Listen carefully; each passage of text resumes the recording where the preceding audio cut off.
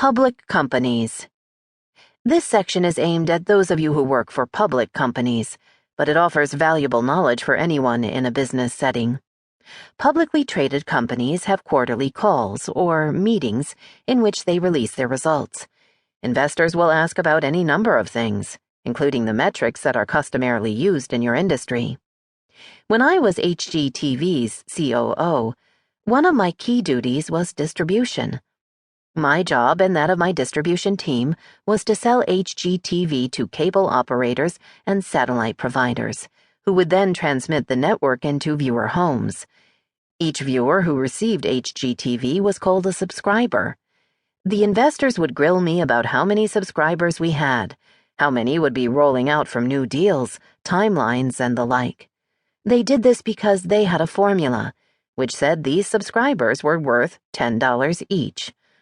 I have no idea where that formula originated, but when a network like ours was still losing money, the financials hung on how many subscribers you had, which investors could then translate into the intrinsic value of the business. Once we turned profitable, they looked at multiples of cash flow and enterprise value and earnings. Each company has its own key metrics that investors will want to dissect. You must be knowledgeable about them if you are in these meetings. The Dow.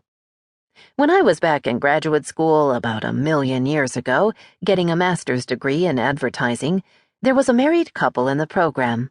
I'll call them the couple because I can't recall their names. They were nice enough, but it sure seemed they had no social life outside of themselves and school. I had no problem having a social life outside of school, if you get my drift. When we were close to graduating, we all began interviewing for jobs. The couple was always a step or two ahead of the rest of us in getting the interviews, and certainly in getting job offers. One day, they were replaying for us a more challenging interview they had each had. Who knows, maybe they interviewed as a package. But no problem, they aced it. The ad agency interviewer had asked if they knew what the Dow Jones represented, and what the current Dow Jones average was that day. 1,200, one of them replied with a smug smile. Meanwhile, I was thinking, the Dow? WTF? The couple actually helped me a great deal. I went home and learned all about the Dow, because heaven forbid it would come up in one of my interviews, and I wouldn't be prepared. It never did.